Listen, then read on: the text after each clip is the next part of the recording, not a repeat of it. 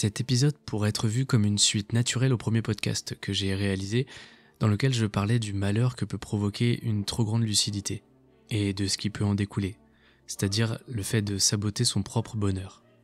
Et du coup, ce soir, je veux prolonger cette réflexion en explorant un autre aspect de notre rapport à la réalité, notre manière d'affronter le chaos. Je vais partir d'un monologue que je trouve incroyable, celui de Littlefinger dans Game of Thrones. Le chaos n'est pas un précipice.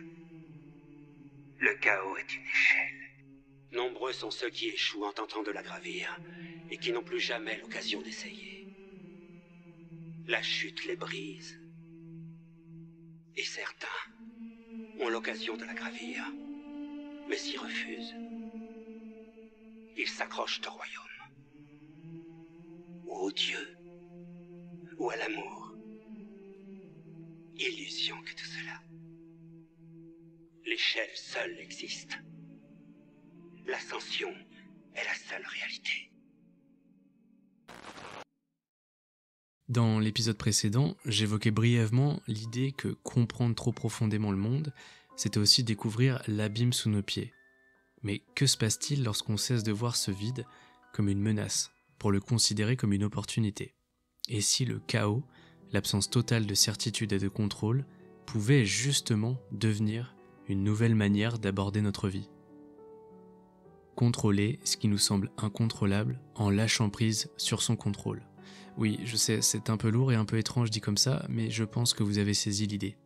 C'est un peu comme la réflexion du style « le meilleur moyen de succomber à la tentation, c'est d'y céder ».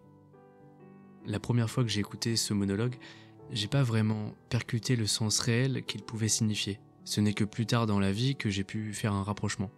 Au premier abord, le chaos, c'est exactement ça. C'est un vide immense qui nous avale et qui détruit méthodiquement tous nos repères. Parce que, soyons honnêtes, le chaos, c'est ce qui nous terrifie le plus. Ça incarne tout ce qu'on essaie d'éviter au quotidien, tout ce qui est inconnu, la perte de contrôle absolu. En général, on a toujours tendance à structurer ou à planifier chaque détail de nos vies afin d'éviter cette menace. Du coup, Littlefinger, lui, il va à l'inverse, et il envisage pas le chaos comme un précipice, mais plutôt comme une échelle à saisir, pour s'élever au-dessus du reste.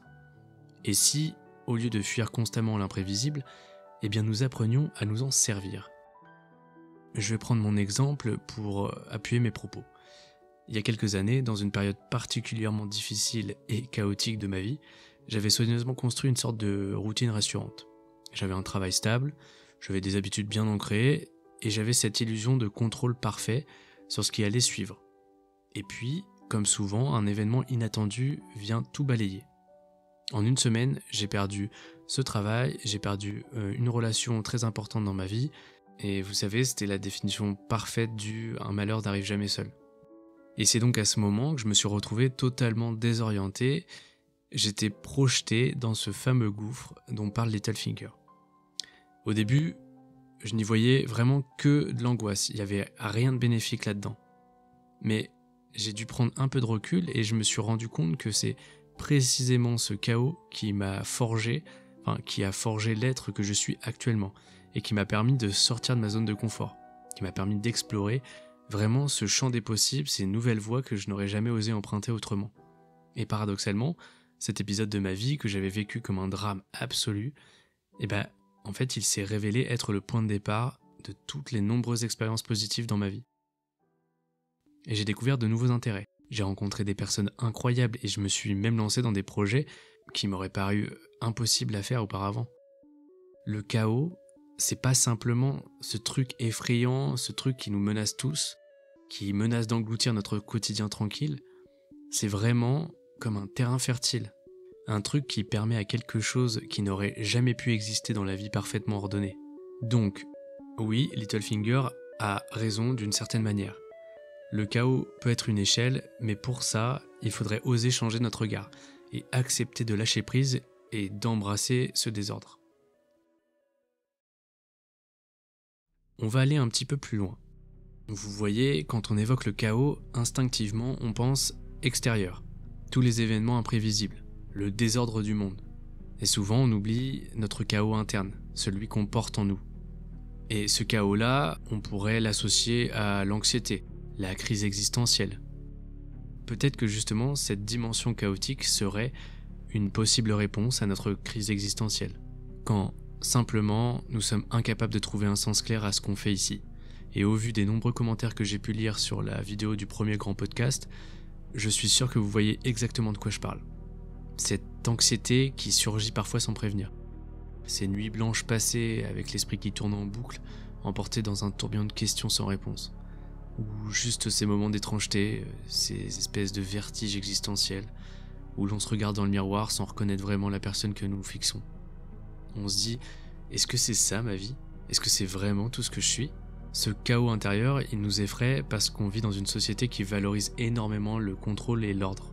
Et pareil, ça je l'ai évoqué dans une vidéo que j'ai réalisée juste avant, celle de la destruction de notre identité. Et dedans, je parle du fait que très tôt, on nous apprend à dissimuler nos pensées, à ne pas pleurer, à ne pas montrer nos doutes, nos peurs. On érige l'équilibre mental comme une espèce de norme sociale, un idéal à atteindre absolument. Alors forcément, dès qu'on ressent cette vague chaotique en nous, eh bien on panique. On se sent anormal et on se juge. On se demande pourquoi tout semble si simple chez les autres, alors que chez nous, c'est tellement compliqué. Mais bref, tout ce que j'aimerais vous dire en fait ce soir, c'est que ce chaos intérieur, ce désordre émotionnel, c'est la chose la plus précieuse qui puisse vous arriver. C'est un peu paradoxal, mais laissez-moi vous expliquer pourquoi. Et là, pour appuyer mes propos, c'est le moment où je vais évoquer Carl Jung. C'est un psychologue qui évoque un concept que je trouve particulièrement éclairant sur ce sujet. Il parle de ce qu'il appelle l'individuation. Alors, dit comme ça peut sonner un peu technique, mais en fait c'est en réalité très très simple. C'est juste un processus de transformation qui permet de devenir nous-mêmes, tout simplement. Pas de juste devenir meilleur, plus stable ou plus équilibré, c'est juste apprendre à nous connaître, comprendre et intégrer toutes les facettes de notre être, même celles qui nous dérangent ou qui nous effraient. L'individuation, ça consiste pas qu'à supprimer le chaos intérieur, mais plus à le traverser consciemment pour mieux le comprendre et le maîtriser. Vous savez ce fameux cliché où on a tous une part d'ombre en nous, qu'on doit affronter. C'est un petit peu ce principe-là. Et quand on arrive à conceptualiser l'idée, en fait c'est hyper libérateur. Parce que ça signifie que notre anxiété, notre crise existentielle, ce n'est plus un obstacle à surmonter. Mais en fait c'est un signe important que nous devons écouter. Comme s'il y avait une alerte de notre inconscient qui disait que quelque chose ne va pas, que quelque chose doit changer. Et là, l'idée d'échelle qu'évoque Littlefinger, elle prend tout son sens. Si on applique cette idée à notre vie intérieure, ça veut dire que toutes les crises existentielles qu'on va rencontrer, tous les épisodes anxieux, ils ne sont plus vus comme un échec ou une faiblesse, mais plus comme une opportunité d'évoluer.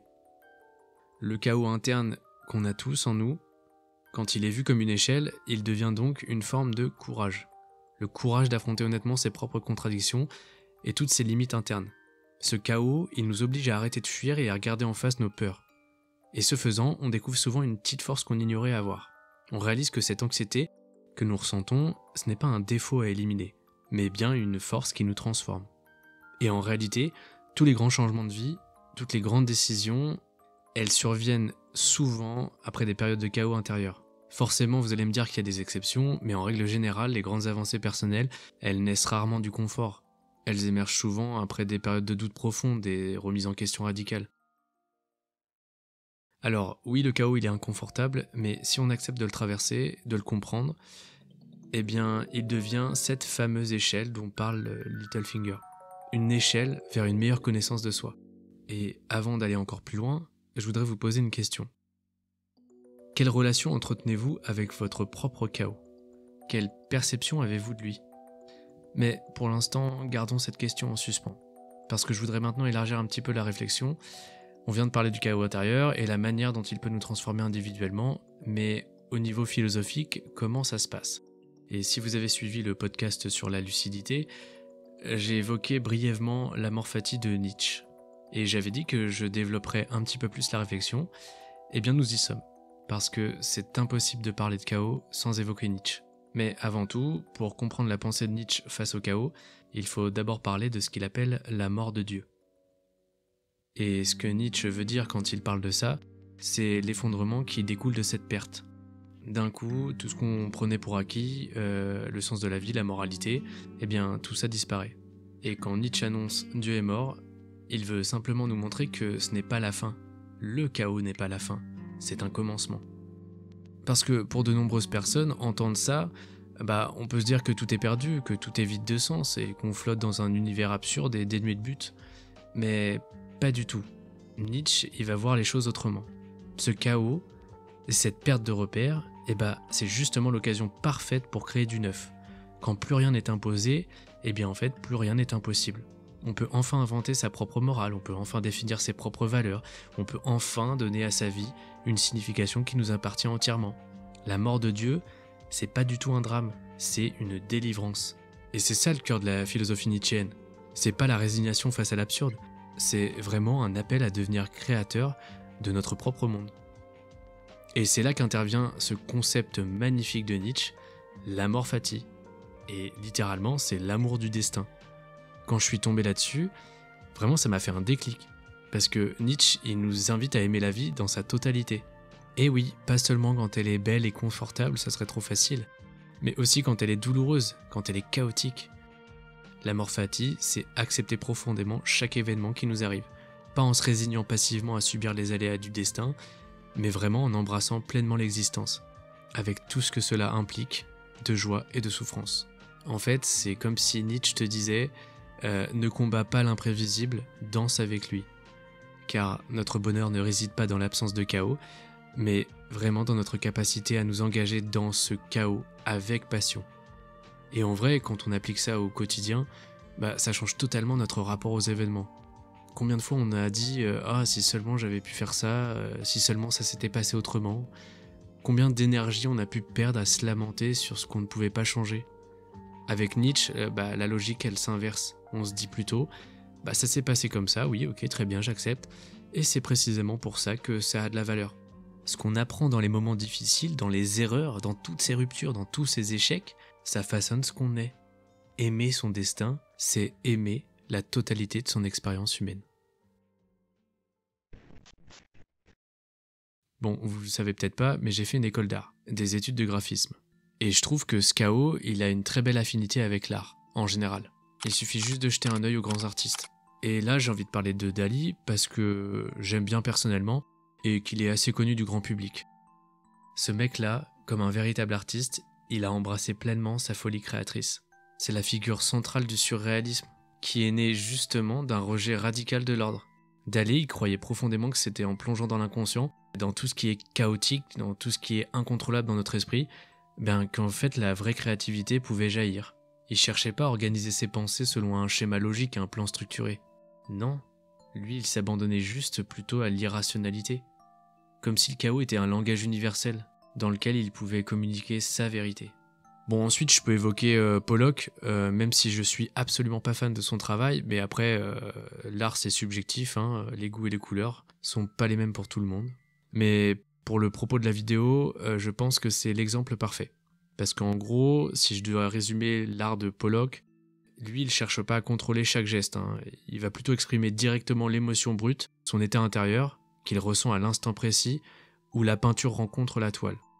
Et vraiment j'aime pas son art, parce que c'est un peu en partie à cause de lui que l'artiste en général, c'est devenu ce cliché du gars un peu torturé qui balance de la peinture sur une toile sans réfléchir et ça en fait de l'art. Et après on a juste à mettre un petit numéro en dessous de la toile pour dire ça vaut 500 000 €. Bien sûr ce n'est que mon humble avis et vous en faites ce que vous voulez. Mais si je devais être objectif par rapport à Pollock, je pense que même si d'apparence ça a l'air totalement chaotique, ça crée pourtant quelque chose d'extraordinairement harmonieux. Comme si l'ordre émergeait naturellement du désordre absolu. Et même si j'aime pas ce qu'il fait, ce qui est incroyable c'est que lui, au lieu de craindre le chaos, il en a fait son principal instrument de création. J'aurais pu aller plus loin, mais j'ai cité des gars qui sont vraiment connus par le grand public. Tout ça pour dire que ces grands artistes, ils nous montrent une chose essentielle. C'est que le chaos, c'est pas du tout un frein à la créativité. C'est vraiment le carburant le plus puissant qu'il puisse avoir. Parce que c'est dans ce moment où on abandonne le contrôle, où vraiment on se laisse libre cours à l'imprévu, que les idées les plus originales surgissent. Et c'est pas un hasard si beaucoup des œuvres qui ont marqué l'histoire artistique proviennent de justement se lâcher prise face à la raison. Le chaos, c'est vraiment une porte ouverte vers l'inattendu. Et c'est précisément là que se cachent toutes les idées vraiment novatrices.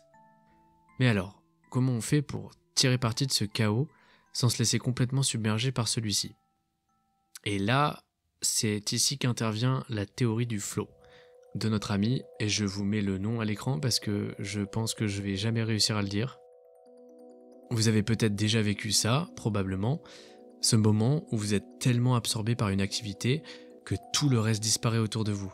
Plus rien n'existe, vous perdez toute notion du temps, toute conscience de vous-même. Vous êtes complètement plongé dans l'activité, entièrement présent à ce que vous faites. Donc ça, c'est l'état de flow. C'est un état mental où nous sommes totalement immergés, où la conscience et l'action fusionnent. Et c'est vraiment dans cet état que la créativité, elle atteint son maximum, son apogée. Parce que notre esprit, il cesse d'être distrait par l'anticipation, par toutes ses peurs ou le contrôle. On ne pense vraiment plus à l'échec potentiel ni au jugement des autres. On se focalise uniquement sur l'action, on ne se pose plus 1000 questions sur le sens de ce que l'on fait. On est simplement là, on vit l'expérience pleinement. Et c'est dans cet état qu'on peut vraiment embrasser le chaos créatif, sans être paralysé. Le flow, il nous permet d'accepter l'incertitude. Il nous permet de ne pas chercher à tout contrôler. Et encore une fois, on ne perçoit plus le chaos comme une menace, on le perçoit comme une nouvelle opportunité. On expérimente sans avoir peur de l'erreur. Et là, je vous vois venir, vous allez me demander, mais comment on fait pour rentrer dans ce fameux état de flow ? Bien, c'est tout simple. Il faut juste équilibrer constamment deux choses. Le défi auquel on fait face et nos compétences pour le relever. Si le défi il est trop grand, on panique. S'il est trop faible, on s'ennuie. Le flow, il se produit exactement à ce point d'équilibre. Quand l'incertitude reste gérable tout en étant suffisamment excitante pour stimuler notre créativité sans nous écraser. Finalement, accepter le chaos pour un artiste, mais aussi pour chacun de nous dans nos vies quotidiennes, c'est simplement accepter que nous n'avons pas besoin d'avoir toutes les réponses avant d'agir. Reconnaître que la perfection n'existe pas et que le contrôle total est une illusion. Le chaos est une opportunité, uniquement si on est prêt à lâcher prise et à se laisser porter par l'imprévu.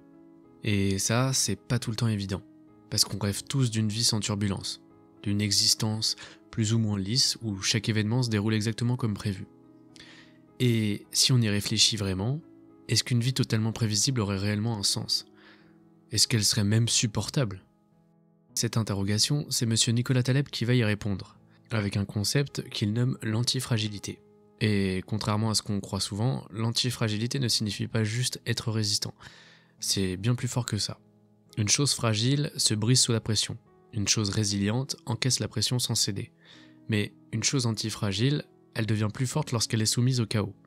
Je vais prendre l'exemple du muscle. Quand vous créez des micro-déchirures musculaires, c'est parce que vous imposez à votre corps ce stress qu'il se reconstruit en devenant plus solide. Et dans son concept, Taleb utilise ce même principe pour décrire comment nous devrions aborder l'incertitude. En fait, il ne faudrait pas l'éviter, mais carrément plonger dedans, pour pouvoir grandir véritablement. Si actuellement nous étions en cours et que j'étais un prof, que je vous expliquais ce concept d'antifragilité, ça ferait déjà quelques secondes que vous auriez déjà levé la main afin d'ajouter quelques précisions à mon discours. Possiblement, vous auriez raison de dire que l'antifragilité, c'est en fait exactement la loi de l'Hormèse. Oui, bravo, c'est ça. Je ne vais pas radoter en expliquant ce qu'est la loi de l'Hormèse puisque je viens de le faire par l'intermédiaire de l'antifragilité. Et vous allez rire, mais ça ressemble vaguement à « ce qui ne me tue pas me rend plus fort ». Et vous allez encore plus rire si je vous dis l'auteur de cette phrase. Pour ceux qui ne le savent pas encore, c'est Nietzsche qui l'a déclaré, en 1888 dans le livre Crépuscule des idoles. Encore et toujours ce gars, c'est fou. Mais du coup, si la loi de l'Hormèse ou l'antifragilité selon ce que vous préférez dire, nous présente bien qu'un stress minimum, quel qu'il soit, nous renforce s'il ne dépasse pas une certaine limite, ça légitimerait l'entièreté du propos sur le chaos. En fait, il serait justifié par des études biologiquement viables. Elle serait la preuve que le chaos ne serait pas une menace qu'on devrait chercher à maîtriser ou à éviter, mais une force motrice qui nous pousse à évoluer, à sortir de notre zone de confort. Et tout ça, c'est vraiment exactement l'inverse de notre instinct naturel. Parce qu'on veut prévoir l'avenir, mais c'est quand on abandonne cette illusion qu'on progresse le plus. Après, pour intégrer ce concept d'antifragilité dans notre quotidien, l'idée clé, ça serait de consciemment choisir de nous exposer à de petites situations d'inconfort.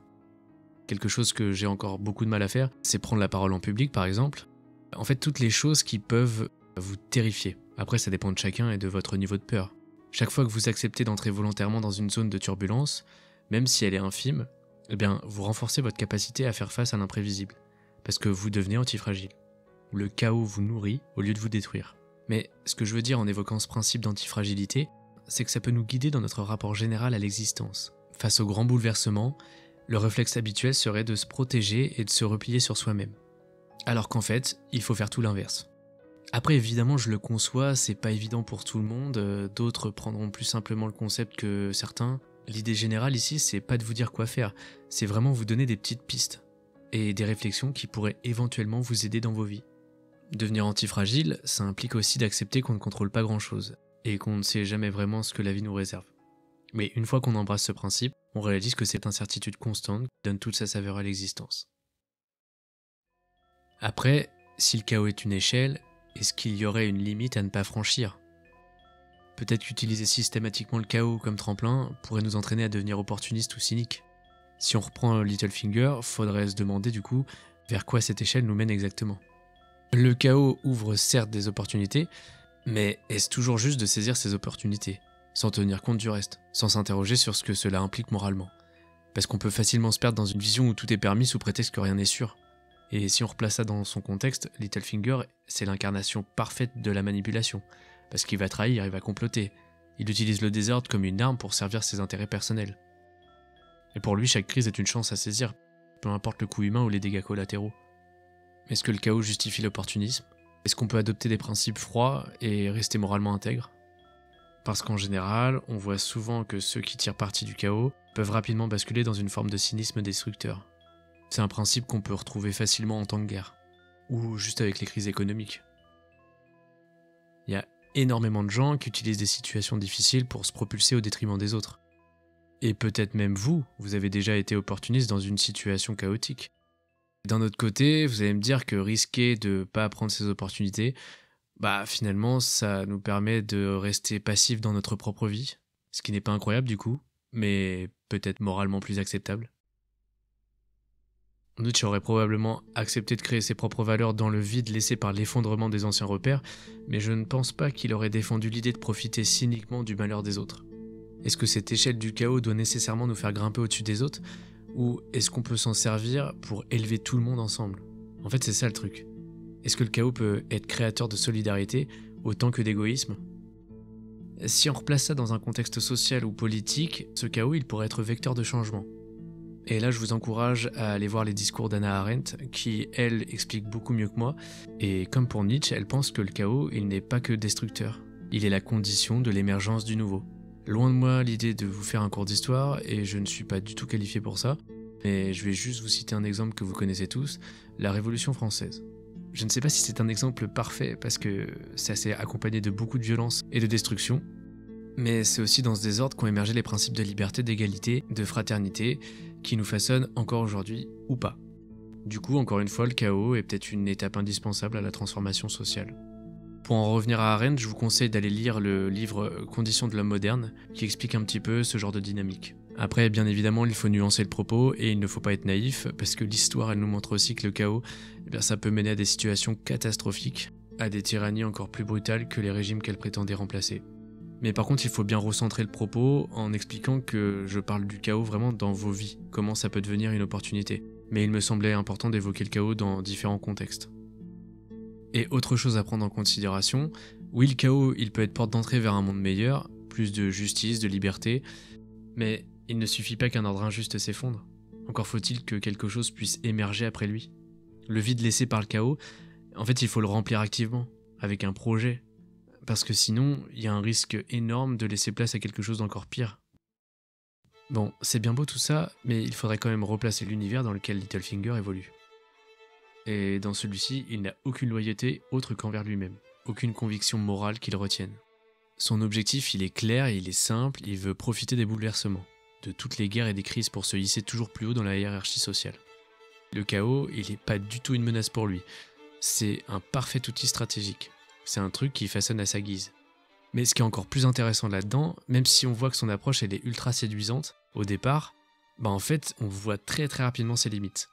Parce que, comme son nom l'indique, le chaos, c'est le chaos.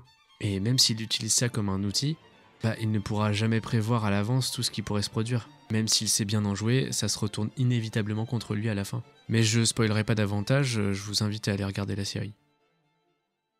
Donc finalement la leçon, ça serait que le chaos est vecteur d'opportunité, mais qu'il ne faudrait pas trop en profiter de façon égoïste. Et enfin, une dernière chose que j'ai vaguement évoquée dans une vidéo que j'avais fait il y a assez longtemps, et je crois bien que c'était la vidéo sur le complexe de Dieu, où j'évoque la théorie du chaos. Alors, la théorie du chaos, c'est quoi ? Si on devait la résumer par quelque chose de très simple, je dirais que c'est le battement d'aile d'un papillon au Brésil qui pourrait provoquer, à travers une chaîne presque infinie de réactions, une tornade à l'autre bout du monde. Et je pense que vous avez déjà entendu ça au moins une fois dans votre vie. Et cette idée, elle paraît un peu exagérée, mais elle a été démontrée maintes et maintes fois dans des modèles mathématiques et climatiques.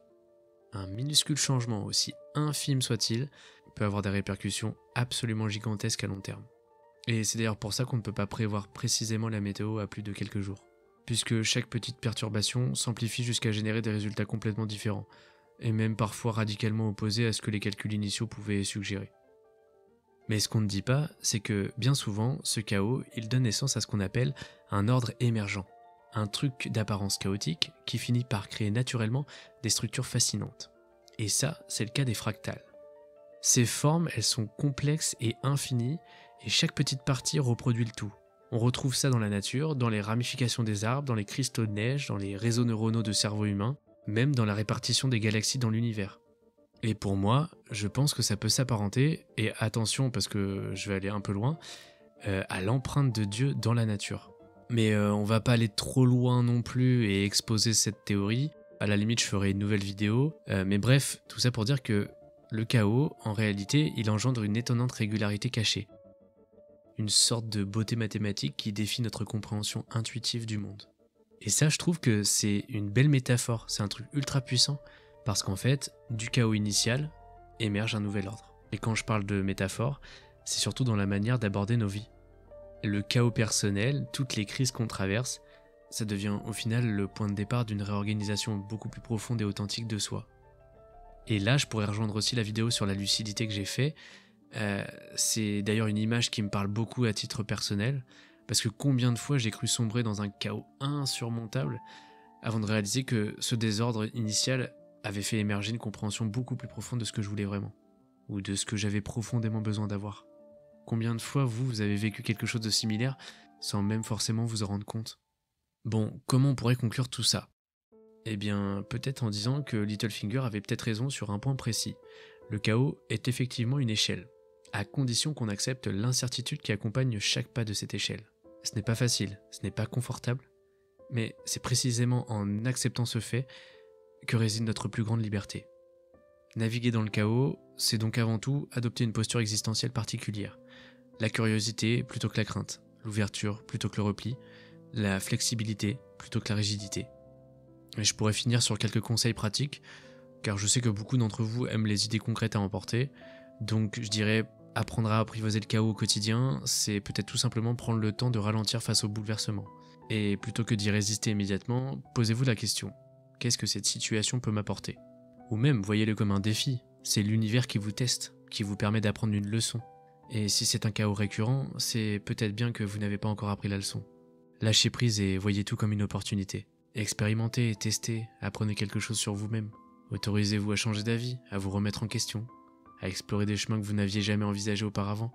Ça implique une dose de courage, effectivement, certes c'est compliqué, mais beaucoup d'humilité aussi. Le chaos, ça rappelle juste qu'on est tout petit face à l'infinité des possibles, mais aussi à quel point notre capacité d'adaptation peut être immense. Alors n'oubliez jamais, le chaos peut être une échelle vers de nouvelles manières de voir la vie, si seulement nous acceptons de grimper sans chercher à tout contrôler à chaque instant. Parce que finalement, ce n'est pas tant le chaos qui importe, mais ce que nous décidons d'en faire. Merci à tous de m'avoir écouté, et j'en profite également pour vous remercier de cet engouement que vous avez eu pour le premier podcast. Tous ces commentaires qui m'ont fait extrêmement chaud au cœur, si vous saviez à quel point. Merci de me prouver chaque jour que j'aime ce que je fais, que je suis passionné, et que si je peux transmettre tout ça, c'est avec grand plaisir. Et on se dit à très vite pour la suite.